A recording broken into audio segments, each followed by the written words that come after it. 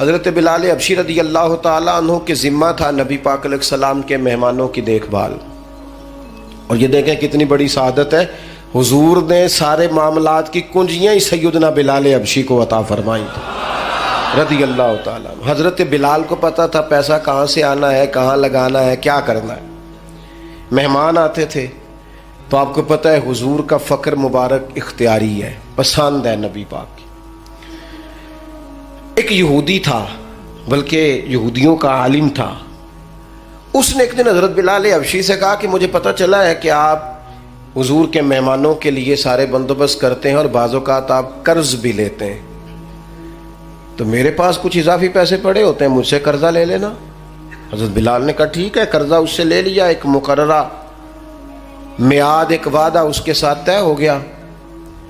سیدنا بلال حبشی رضی اللہ تعالیٰ عنہ نے وہ پیسے لا کے مہمانوں پر خرچ کر دیے.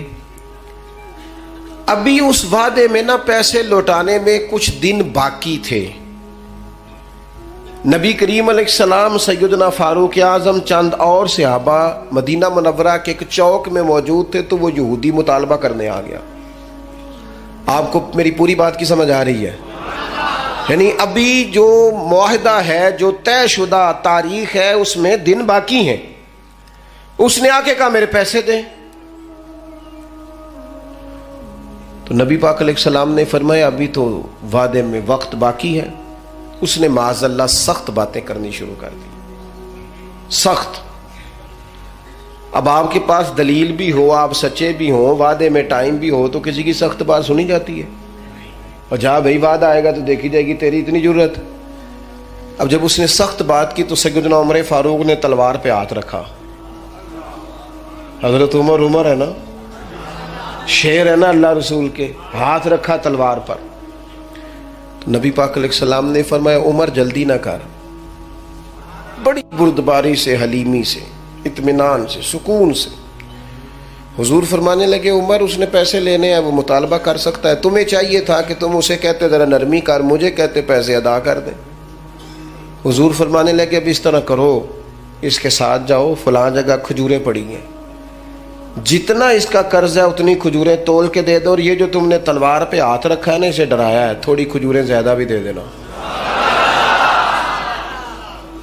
آپ کا بردبار ہونا، حلیم الطبع ہونا، مزاج میں ٹھہراؤ ہونا، سکون ہونا، یہ بڑا بندے کو نا وزادار بنا دیتا ہے.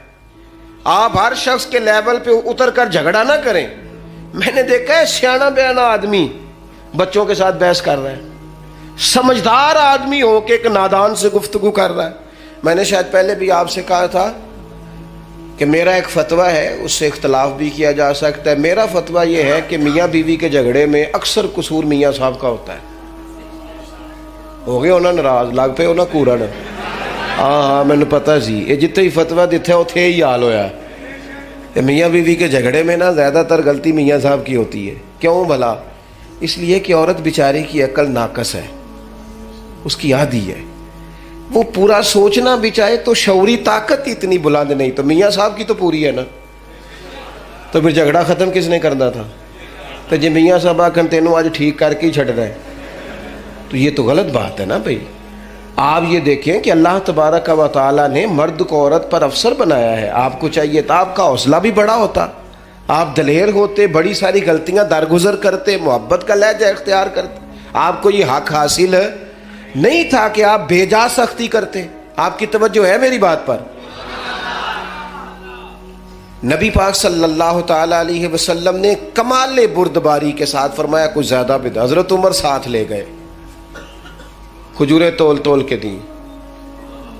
حضرت عمر کہتے ہیں اب حضور کا حکم تھا تھوڑی زیادہ بھی دی، لیکن وہ سیدنا عمر کے مزاج میں جلال تھا. فرماتے ہیں وہ مجھے کہنے لگا عمر ایک بات کرنی تھی.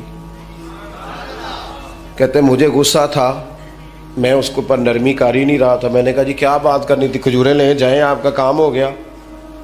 کہتے ہیں وہ کہنے لگا عمر میرے دوست میرے اوپر سختی نہ کر، میرا مسئلہ سمجھ. میں نے کہا وہ کیا؟ کہنے لگا میں یہودیوں کا عالم ہوں، تورات جانتا ہوں. میں نے نا تورات میں آخری نبی اللہ کے محبوب علیہ السلام کی جتنی شانیں پڑھی تھی نا وہ ساری رسول پاک میں موجود ہے۔ ایک شان میں نے یہ حضور کی پڑھی تھی کہ وہ بڑے حلیم ہوں گے، بڑے بردبار ہوں گے، ان کے مزاج میں کمال حوصلہ ہوگا، اور جتنا جتنا کوئی جہالت کرتا جائے گا محبوب کی بردباری اتنی بڑھتی جائے گی۔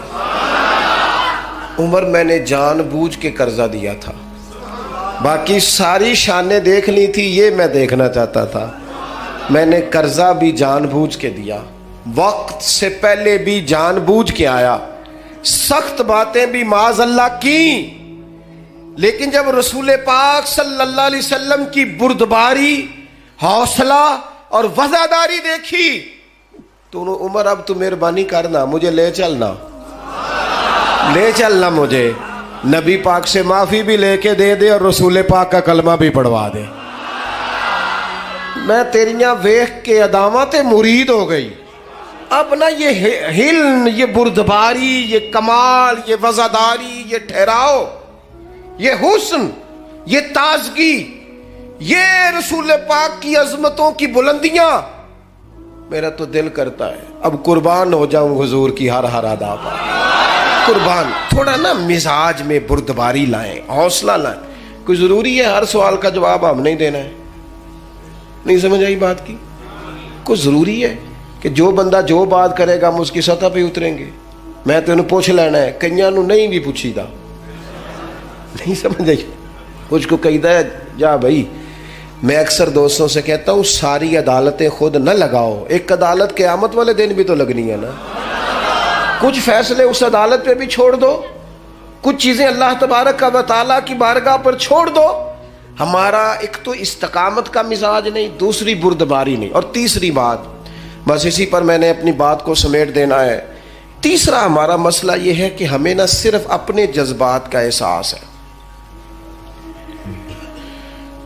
اللہ کرے اتنا بڑا اور اتنا خوبصورت اجتماع ہے، آج میں اپنی اور آپ کی کچھ تربیت کر پاؤں۔ خود غرض ہوتے ہیں وہ لوگ جو صرف اپنے بارے میں سوچتے ہیں، خود غرض ہوتے ہیں۔